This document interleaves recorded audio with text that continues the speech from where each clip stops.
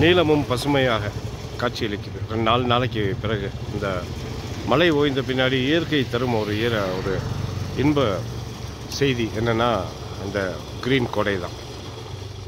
வானம் முழுமையாக ஒரு நீல வண்ணத்திலும் பச்சை பசேல் என்ற மரங்களுமாக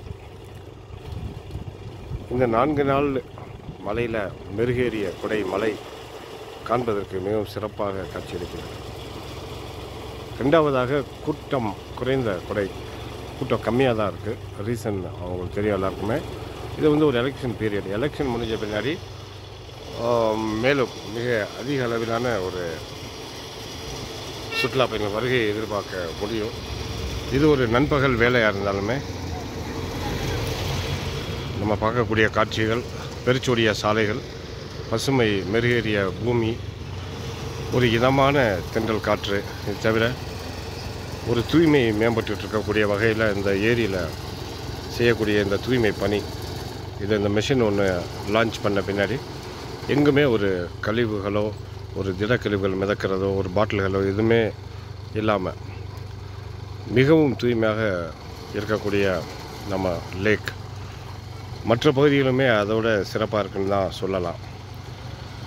தென் தமிழகத்திலே மிக ஆகச்சிறந்த ஒரு சுற்றுலாத்தலமாக விளங்கக்கூடியது.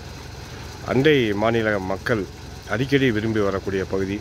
இது தவிரவும் மற்ற மாநிலங்களிலிருந்து வரக்கூடிய பயணிகளுமே கொடைக்கு ஒரு சிறப்பு கவனம் செலுத்துகிறாங்க. ரீசன் என்னென்னா, ஒரு சில இடையூறுகள் போக்குவரத்து போன்றவை இருந்தாலுமே நகர்ப்புறத்தை அடைஞ்ச பின்னாடி நம்மளோட சொந்த வேலைகளை பார்க்கலாம், இயற்கையை ரசிக்கலாம் மற்றும் பொழுதை போக்கலாம், இன்புற்று செல்லலாம் அப்படின்னு சொல்லக்கூடிய வகையில் தான் இந்த கிளைமேட் அப்டேட்டும் இருக்குது. ரொம்ப சிறப்பாகவும் இருக்குது. வாருங்கள் நண்பர்களே, கொடைமலைக்கு அழகிய கொடையை கண்டு மகிழ்வோம், ரசிப்போம். மீண்டும் ஒரு காணொலியில் உங்களுக்கு எல்லாத்தையும் அப்டேட் பண்ணுறேன். அதுவரை இணைந்திருங்கள். நன்றி, வணக்கம். கொடை ஸ்மைல் யூடியூப் சேனலுக்காக உங்கள் நண்பன் அப்பாஸ்.